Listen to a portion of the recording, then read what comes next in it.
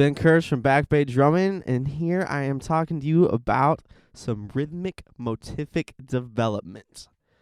Are you psyched? I'm psyched.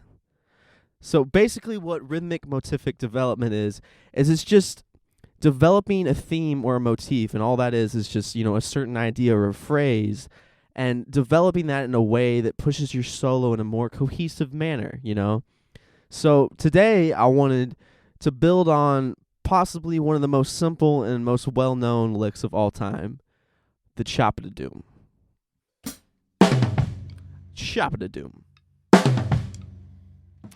I'm sure everyone has heard this fill at some point. It's in big band they use it a lot of times as like a setup for two.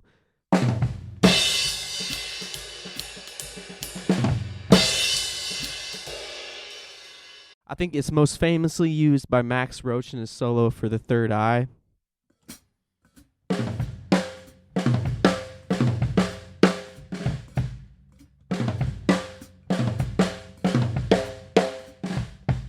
It's one of the earliest examples I can think of really, really great melodic drumming. So in the description below, you'll find some PDF files, and so if you can follow along, you'll see that the first one is just outlining how this lick goes. And all it is it's just 4 notes. It's 3, everything is single strokes. It's just right, left, right, kick. And you just do that just really fast in a seamless manner. It's supposed to kind of represent a rough on a snare drum, like a...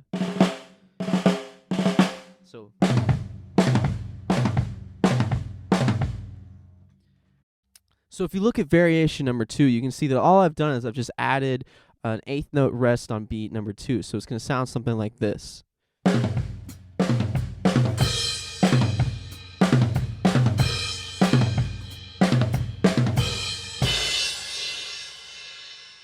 And to me, that has more of a cyclical, driving sound to it.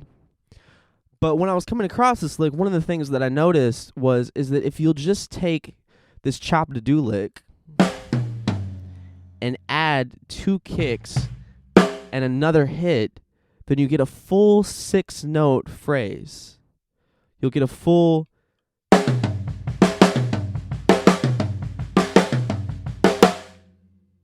Right now we're looking at variation number 3. So how that would read...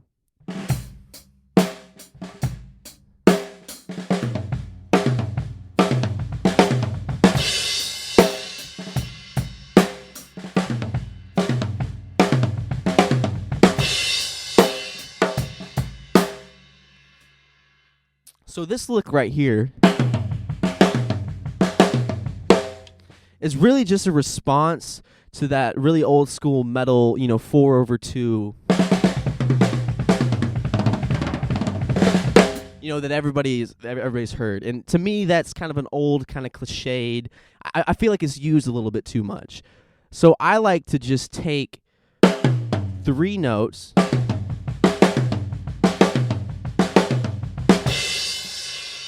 It sounds a little spicier,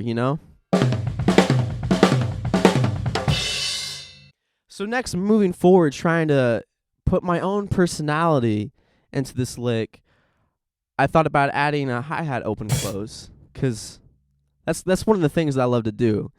Whenever I'm playing a solo or whenever I'm playing a hit,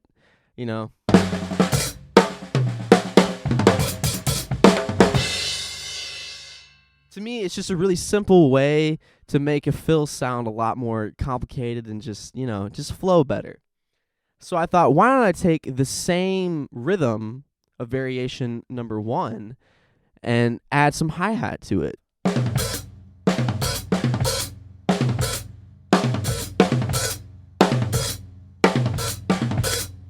So already we have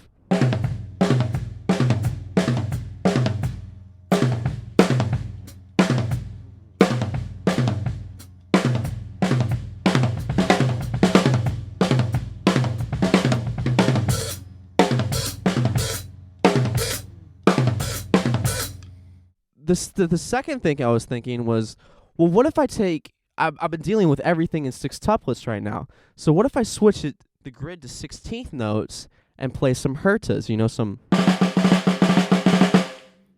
But instead of playing it just on the snare drum, I'll play it using that same sticking.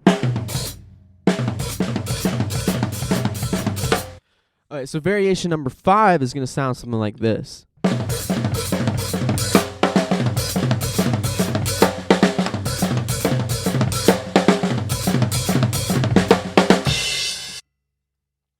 Okay, so finally I was thinking, how am I going to take all these different little variations I've come up with and kind of tie them together in a way that's going to pay homage to the great Max Roach with his The Third Eye solo.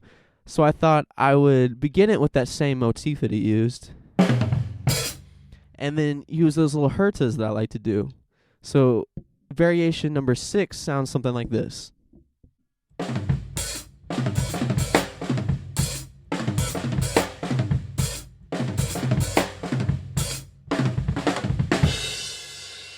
Okay, so let's try and do some trading fours between you and me, but try and utilize these variations in a way that, you know, doesn't blow all your gas in the first measure. You know, try and build a story with each of your 4 bars. All right.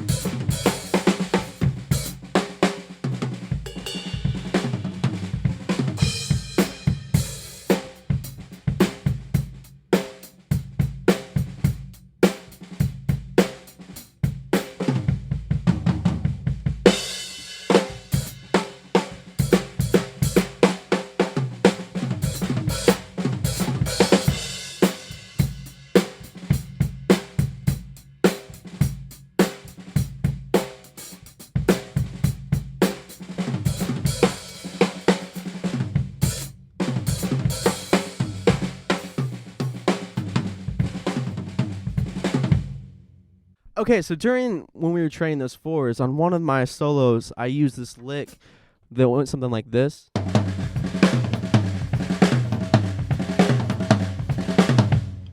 I didn't want to leave you in the dark on what that is.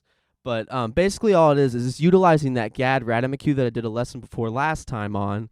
Link will be in the description, which goes something like this. And then it's adding what I like to call a drum set double paradiddle, which goes like this. Right, left, left, kick, right, left, left, kick, right, left, left, kick, right, left, kick, right, left, kick. And this is just the Gadd Ratamacue variation number 1. All that you do is you take those 2 licks, the drum set double paradiddle, and the Gadd Ratamacue, and then you add both of them into a 12-bar phrase.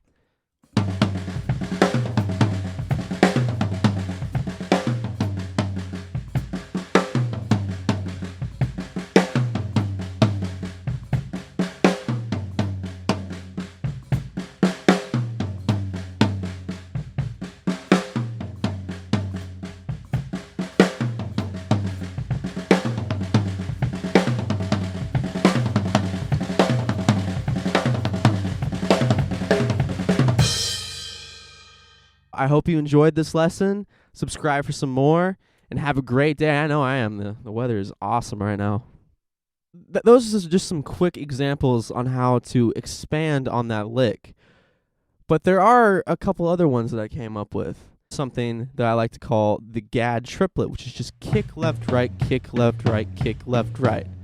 Okay, so forget about the Gadd Ratamacue for now, and think about that Gadd triplet. So all you're going to do is you'll notice that the chop of the doom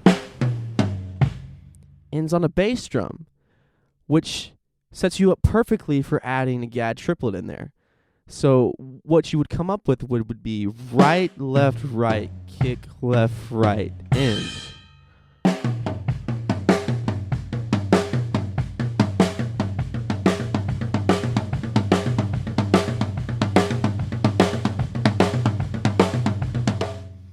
The only thing that's really tricky about this lick right here is getting your right hand from the floor tom back to the snare drum. It takes a little bit of stick control, but once you get it down, I think you're going to find that it's a really, really useful lick.